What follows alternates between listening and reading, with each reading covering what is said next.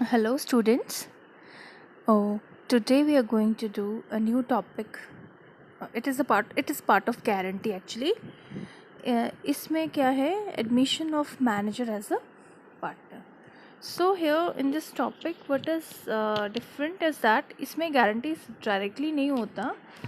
इसमें but deficiency होती है, क्योंकि जब पार्टनर को मैनेजर को पार्टनर बनाते हैं तो उसके शेयर में कोई चेंजेस आते हैं.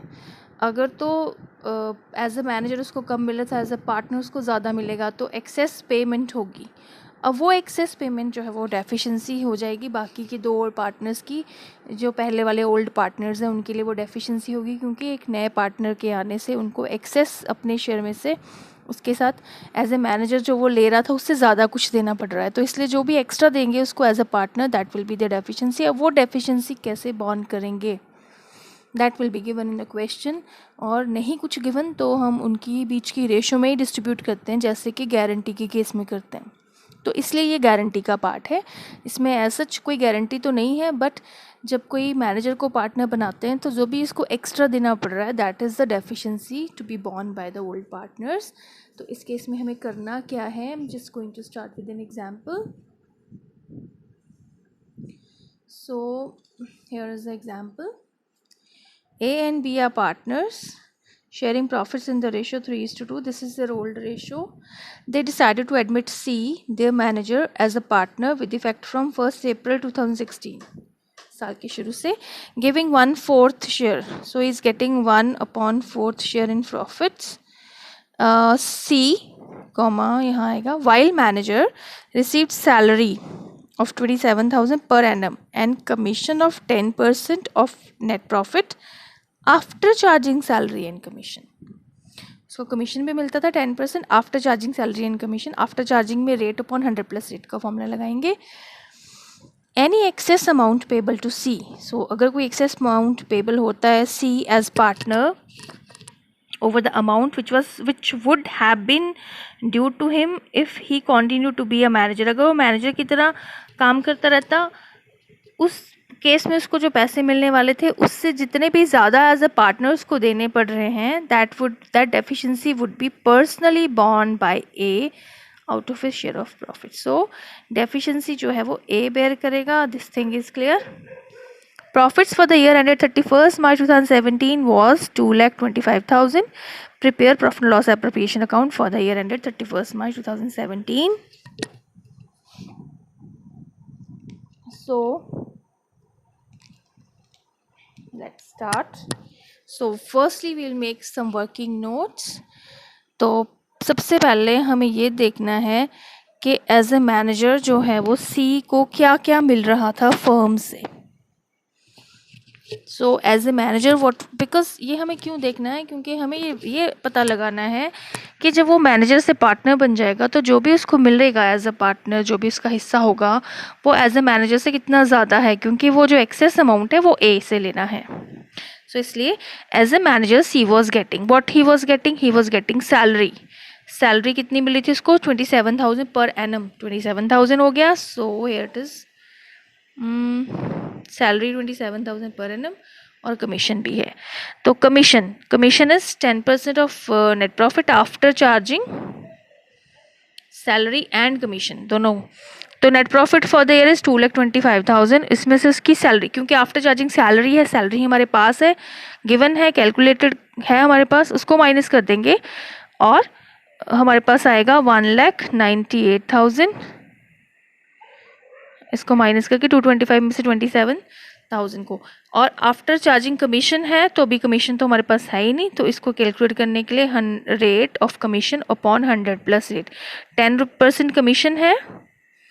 Here it is 10%. 10% कमीशन का रेट है ओवर 100 + 10, 110 हो गया. अब इसको डिवाइड करते हैं तो हमारे पास आता है 18,000. सो ये 18,000 उसका कमीशन हो गया, 27,000 उसकी सैलरी होगी. So totally he was getting 45,000 as a manager. अब एक चीज़ हमें क्लियर है कि मैनेजर के as a in the form of manager, as a manager he was getting 45,000. Now let us see कि जब वो पार्टनर बन जाएगा तो उसको क्या मिलेगा.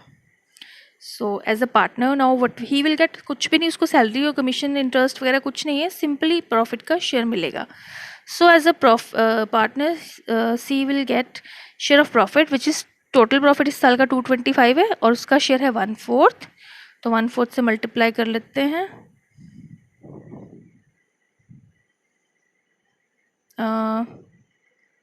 56,250।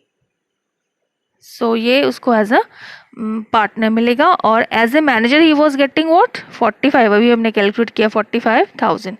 अब इन दोनों में से 56,250 इसको पार्टनर के फॉर्म में मिलेगा और as a manager he was getting 45। What is excess amount is getting, इसको माइनस कर लेते हैं। सो 11,250 इसको एक्सेस मिल रहा है एज अ पार्टनर जो कि बेयर करेगा ए। ठीक है, अब हमें इतना पता चल गया डेफिशिएंसी ऑफ ए क्या है। नाउ लेट अस सी अब इस डेफिशिएंसी को ए के अकाउंट से एडजस्ट करने के बाद उसका प्रॉफिट का शेयर क्या बनता है। So I am going to distribute profit here. Profits are 2,25,000, so it is 225। अब क्योंकि न्यू रेशियो हमारे पास नहीं है तो हम वही मेथड अपनाएंगे कि इसमें से न्यू पार्टनर का शेयर माइनस कर देते हैं, बचा हुआ प्रॉफिट ओल्ड रेशियो में डिस्ट्रीब्यूट कर देंगे।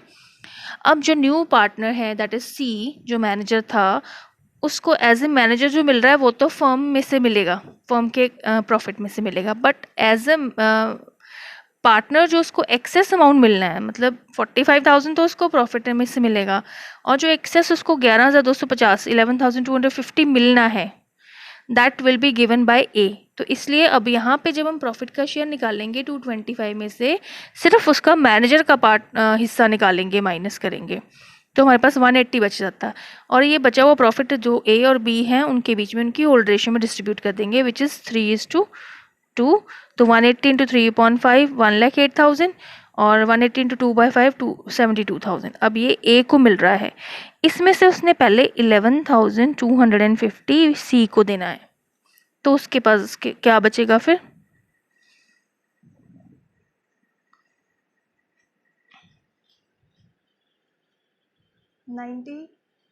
6,750 is going to get finally. So and what is C going to get 45,000 तो एज ए मैनेजर मिलेगा उसको।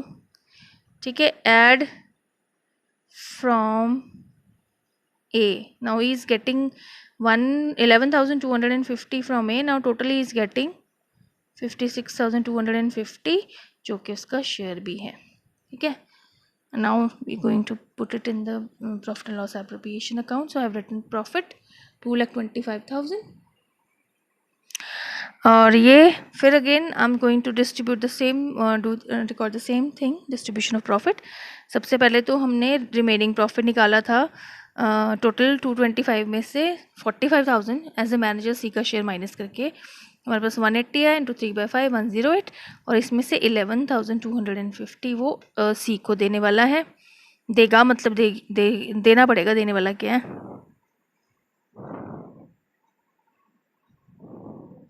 96,750 ए को मिलेगा, बी का तो सीधा सीधा 180 इंटू 2/5 72 हो गया और सी को आप चाहे 225 इंटू 1/4 लिखो या we can also write 45,000 plus 11,250, एक ही बात है। He is going to get 56,250 and just to add it up both side 2,25,000 आ जाएगा। And this is how we're going to distribute deficiency if a partner, if a manager becomes a partner, I'm so sorry, and he is treated as a partner from a given date. This given date इसमें बड़े सारे complicated questions भी आ सकते हैं, मतलब it may be from retrospective effect 2-3-4 year back से हो सकता है वो पार्टनर बनाया जाए मैनेजर को। सो देयर वो ample of possibilities in this kind of questions. ठीक है।